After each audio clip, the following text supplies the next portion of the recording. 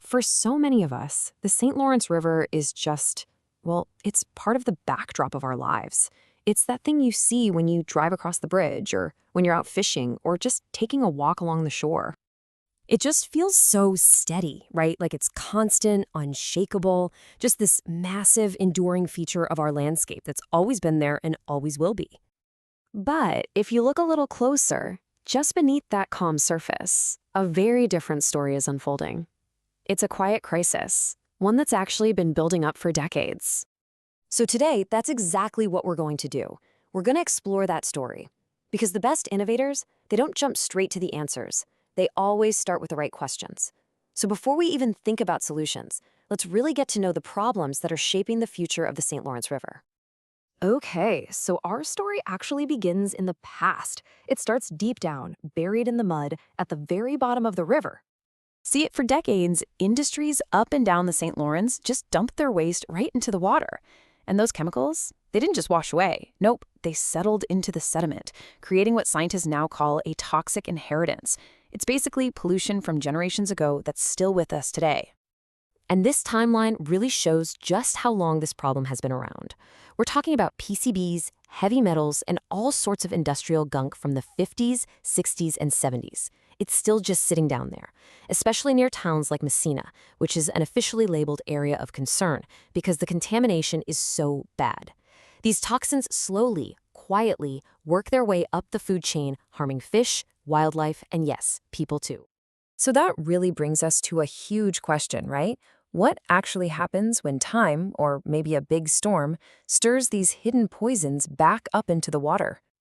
But believe it or not, the story doesn't end with that old pollution. A whole new set of threats has pretty much taken over. The whole nature of the threat has shifted. We've gone from these big industrial sources leaving pollutants buried in the mud to modern, widespread threats like microplastics and invasive species that are literally everywhere in the water. Let's talk about microplastics for a second. These are teeny tiny fragments from plastic packaging, from the fibers in our laundry, from everyday stuff. And now they're everywhere, floating on the surface, mixed in with the sediment, and even inside the fish we might eat. So where does it all come from? Well, us. The things we use every single day. Every time you wash a fleece jacket, every plastic bag that breaks down, it all adds to the problem. And the scariest part? Once these tiny particles get into the water, getting them out is next to impossible. It really makes you wonder how much of this is just a side effect of daily life we don't even think about. And then you have the living intruders, the uninvited guests. Species like zebra mussels, round gobies, and the Eurasian tench. They basically snuck in through the ballast water of big cargo ships, and man, they spread fast. They clog up pipes, they totally outcompete the native fish, and they're reshaping the entire ecosystem from the inside out. These invaders aren't just some biological nuisance. They're literally rewriting the rules of the river.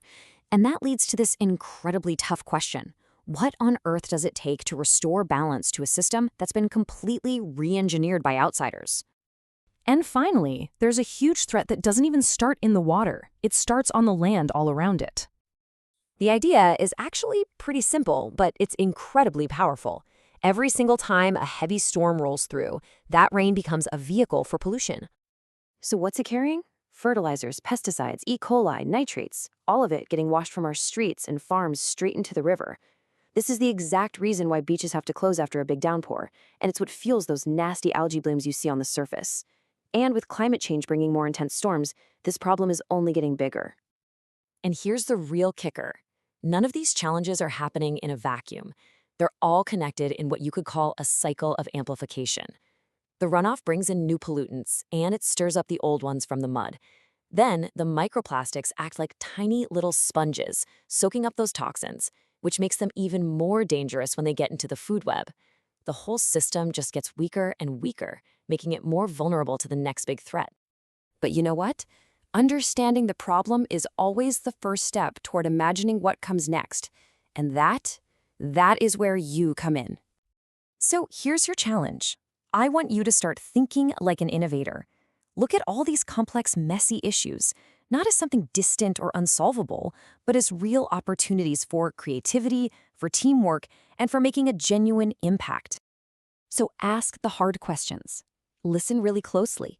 Try to find the gaps where change could actually begin. Is it in new technology? Is it through better education? Or hey, maybe it's a completely new business idea that could help protect and restore the water that shapes our entire region. The St. Lawrence River has carried our history for generations. So the final question I want to leave you with is this: how will you help carry its future?